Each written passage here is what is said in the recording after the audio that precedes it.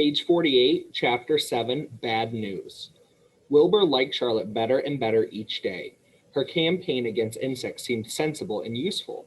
Hardly anybody around the farm had a good word to say for a fly. Flies spent their time pestering others. The cows hated them, the horses detested them, the sheep loathed them. Mr. and Mrs. Zuckerman were always complaining about them and putting up screens. Wilbur admired the way Charlotte managed. He was particularly glad that she always put her victim to sleep before eating it. "It's real thoughtful of you to do that, Charlotte," he said. "Yes," she replied in her sweet musical voice. "I always give them an anesthetic so they won't feel pain. It's a little service I throw in." As the days went by, Wilbur grew and grew. He ate 3 big meals a day. He spent long hours lying on his side, half asleep, dreaming pleasant dreams. He enjoyed good health and he gained a lot of weight. One afternoon, when Fern was sitting on her stool, the oldest sheep walked into the barn and stopped to pay a call on Wilbur. "Hello," she said. "Seems to me you're putting on weight." "Yes, I guess I am," replied Wilbur. "At my age, it's a good idea to keep gaining." "Just the same, I don't envy you," said the old sheep. "You know why they're fattening you up, don't you?" "No," said Wilbur. "Well, I don't like to spread bad news," said the sheep, "but they're fattening you up because they're going to kill you. That's why."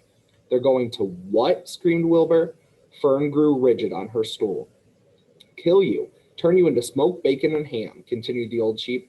"Almost all young pigs get murdered by the farmer as soon as the real cold weather sets in. There's a regular conspiracy around here to kill you at Christmas time. Everybody is in the plot, Lurvy, Zuckerman, even John Arabelle."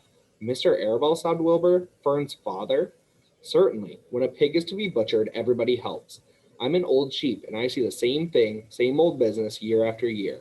Arabelle arrives with his 22, shoots the— "Stop!" screamed Wilbur. "I don't want to die. Save me, somebody save me." Fern was just about to jump up when a voice was heard.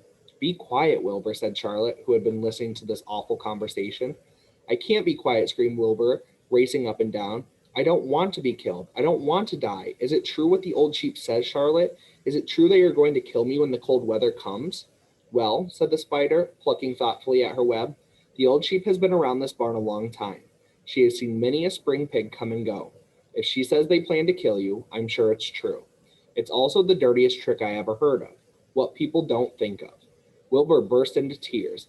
"I don't want to die," he moaned. "I want to stay alive, right here in my comfortable manure pile with all my friends. I want to breathe the beautiful air and lie in the beautiful sun." "You're certainly making a beautiful noise," snapped the old sheep. "I don't want to die," screamed Wilbur, throwing himself to the ground. "You shall not die," said Charlotte briskly. "What? Really?" cried Wilbur. "Who's going to save me?" "I am," said Charlotte. "How?" asked Wilbur. "That remains to be seen. But I am going to save you, and I want you to quiet down immediately. You're carrying on in a childish way. Stop your crying. I can't stand hysterics."